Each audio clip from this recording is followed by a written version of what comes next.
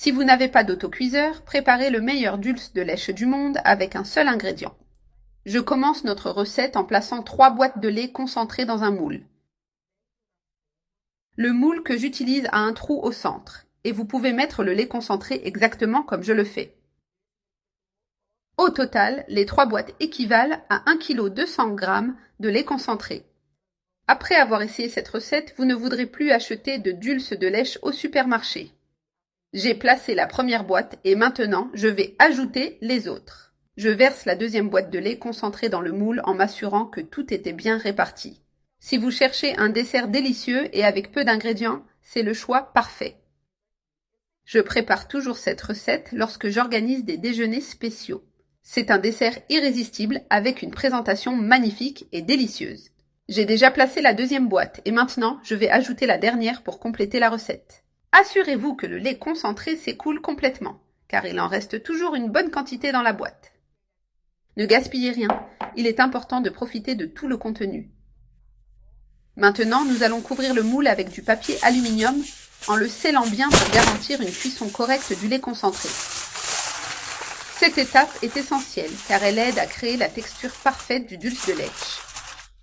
J'adore préparer cette recette, elle est rapide, pratique et avec un seul ingrédient, vous obtenez un dessert incroyable. Après avoir bien couvert le moule, placez-le dans un récipient plus grand. Cela facilite le processus de bain-marie, garantissant une cuisson uniforme du dulce. Ajoutez un peu de vinaigre dans l'eau, ce qui aide à éviter les taches dans le récipient. Si vous n'avez pas de vinaigre, vous pouvez utiliser du jus de citron qui fonctionne tout aussi bien. Je remplis le grand récipient d'eau, juste à la bonne mesure sans trop couvrir. Maintenant, je mets le tout au four pendant environ 2 heures, jusqu'à ce que le dulce de lèche soit bien consistant. J'ai sorti le dulce de lèche du four et je l'ai laissé refroidir un peu avant de le mettre au réfrigérateur. Maintenant, je le mets au réfrigérateur pour qu'il refroidisse complètement avant de le servir. Une fois refroidi, le dulce de lèche est prêt. Je vais vous montrer la texture.